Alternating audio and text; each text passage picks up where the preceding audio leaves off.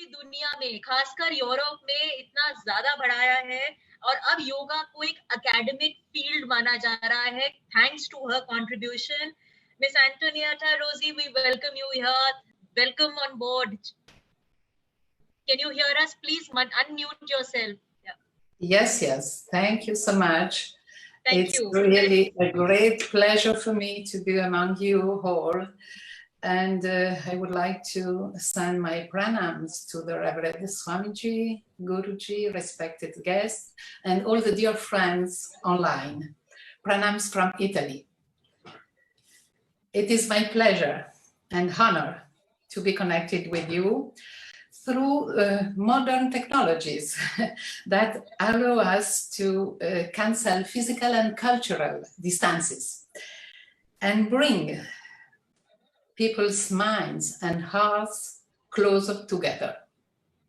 So I would like to thank all the organizers, Youth News Online and Indian Yoga Association for this great opportunity to be in touch also with Europe and India, as I very often had done in my life. So it's a great pleasure, beside the lockdown, to be in touch with India for me, which is my second home. Sure, ma'am. Sure. Yeah. Thank you so much. So, first question, what we'd like to know. Firstly, could you tell us a little about Srava Yoga International and healing the world? This is what we would like to know. Srava Yoga International. So I'm going to help my audience a little, since maybe I can sum it up in Hindi after you finish, so that a lot of audience wants Hindi here. So I will sum up after you finish, ma'am.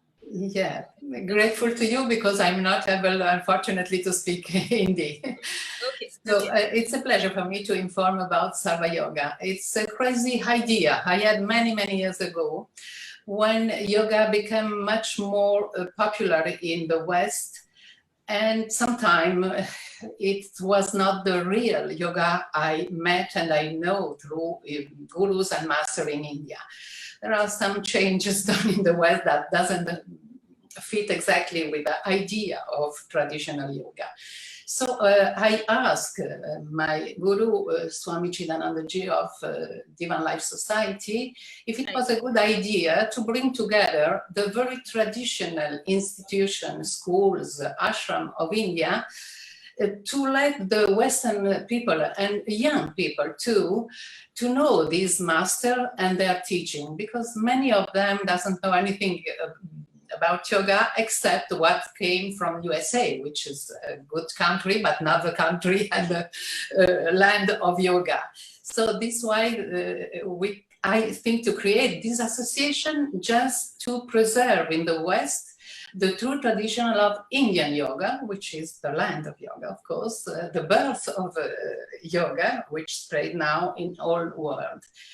And I was very surprised to notice that all the gurus, the master I met, I make a tour in India and try to meet the main institution, gave their support and agreed to be part of this association. And the other great honor and weight also on my shoulder was when they asked me to be president, but I am only a representative president. The spirit, the foundation of Srava Yoga are the gurus of India. Yes, ma'am. And this is, indeed, it's a great, I would say humanitarian service to the planet altogether. And it's amazing to see you're doing some fantastic work out there. You mentioned, I'd like to ask you, what is Yama and Nyam into the modern world? Could you throw some light on this? I was reading about you, and these are very interesting things. So for the people who are going to be understanding in English, and then I will request the organizers if you could translate this into Hindi onto the chat, please.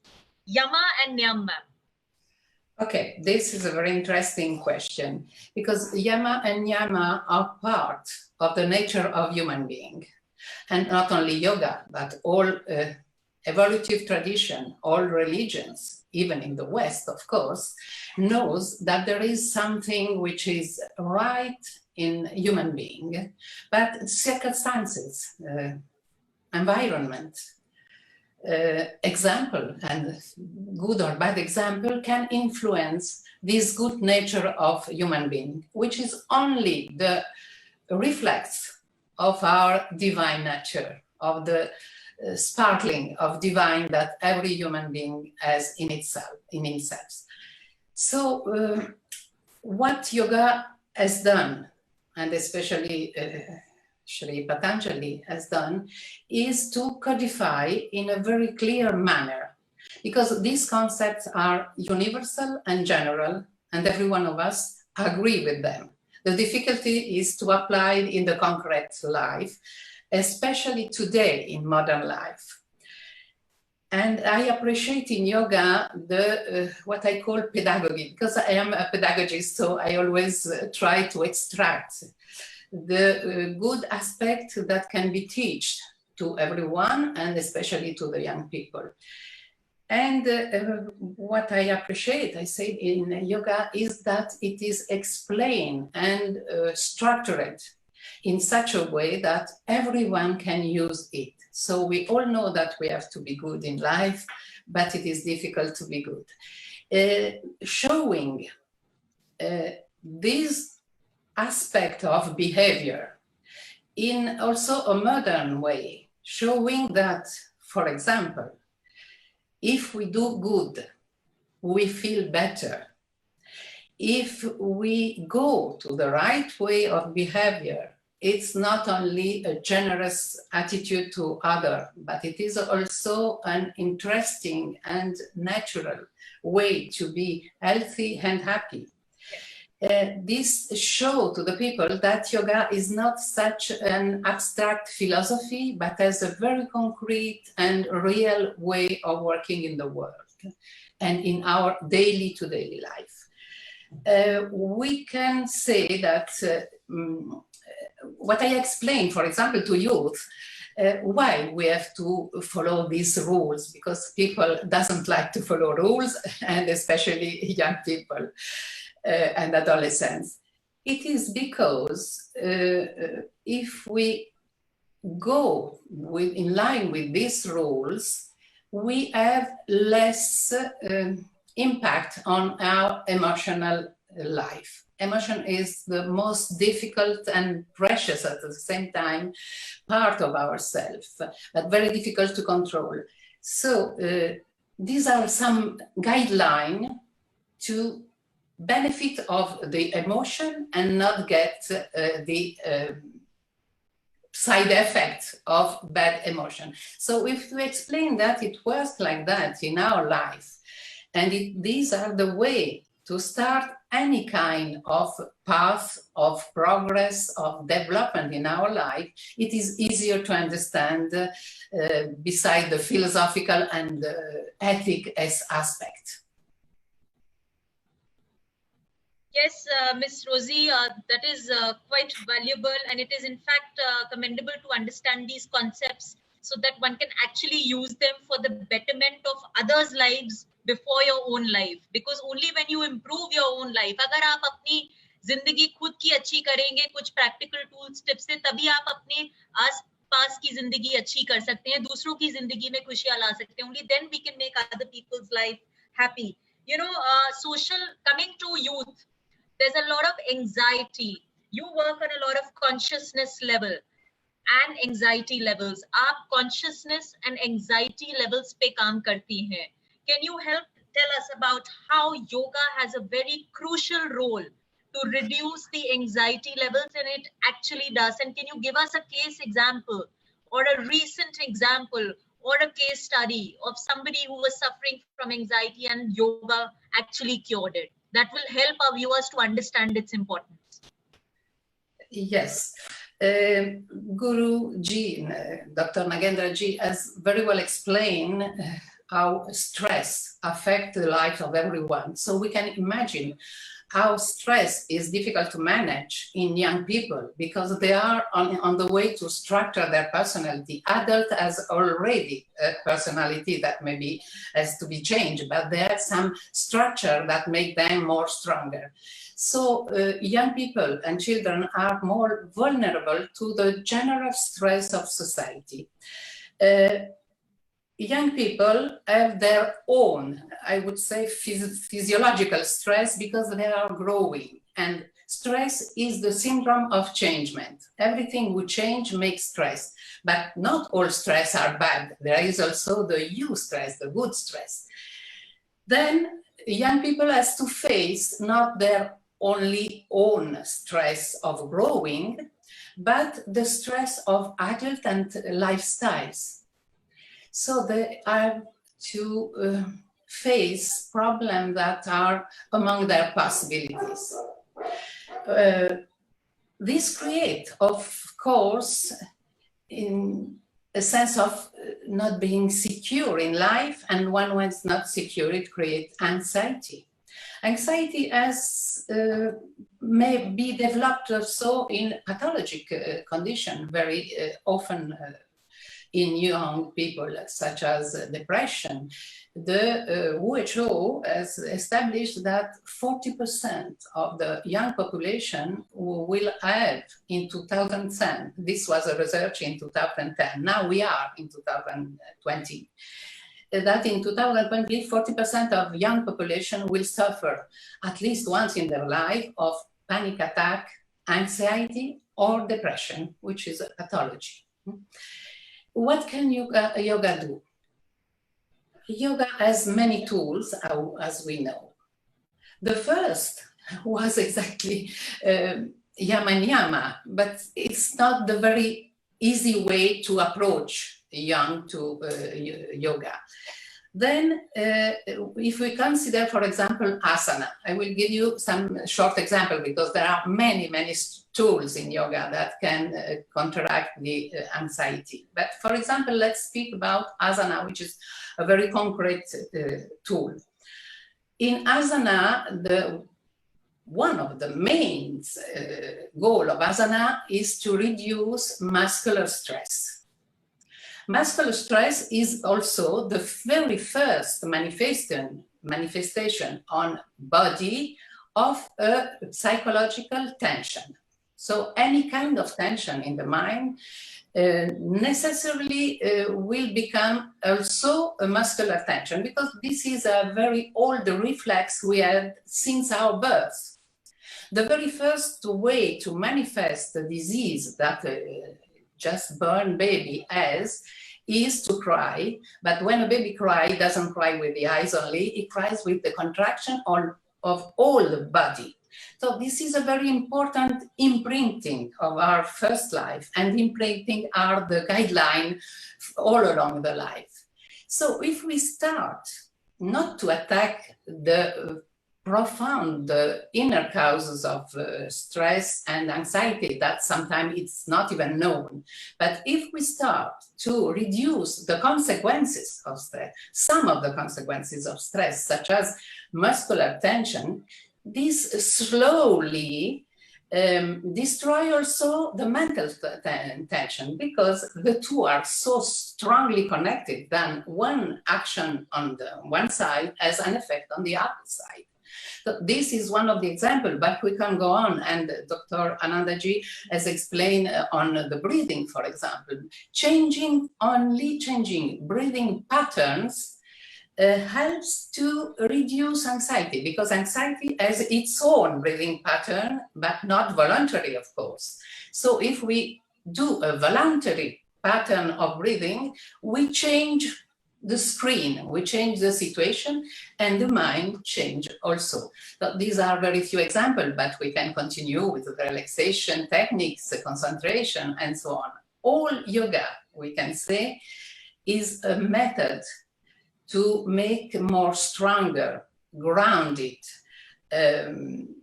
autonomous in our reaction to the life. And this is the main goal, I think, of any kind of education. Right. I mean, if we were actually focusing on what Miss Rozzi was saying, if you were to come to think of it, anxiety levels are self-controlled.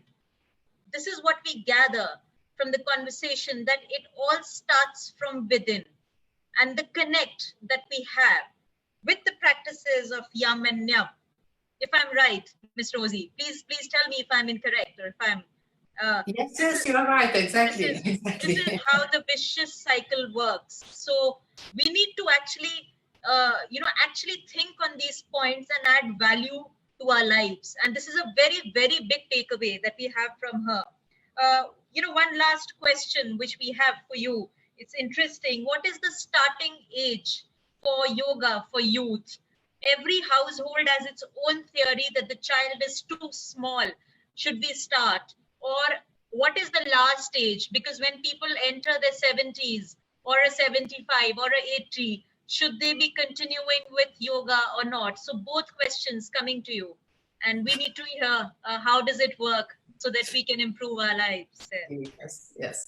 When I started many years ago to think about yoga for children, I really was a pioneer in Europe, at least, and in my country too. But we realized as educators that it is a very useful tool. And I would say, as Dr. Ananda said, that the first we start and the better it is. Of course, we need to have some development, neuronal development, structural development on the body, but also mental development to be able to make the children understand what we are doing. But more and more, I notice that there is a tendency to start earlier. So usually we advise to start yoga at the nursery school, means the age of 4 or 5. Some of them starting even in the garden room, in the kindergarten, and with a very playing yoga, but it works, sincerely it works. And yoga is life, and it is like life. There are no different rules for yoga than the rule of life. So if we can improve constantly our life since the birth to the death, I would think that yoga, we can do it, not exactly since the birth, but at least in the age of 3, 4, 5 years, and since the end of our life. There is no limit because yoga is structured in such a way that it is suitable for every age. It is suitable for every condition and every state. What amazed me, even after many years of practice of yoga, is that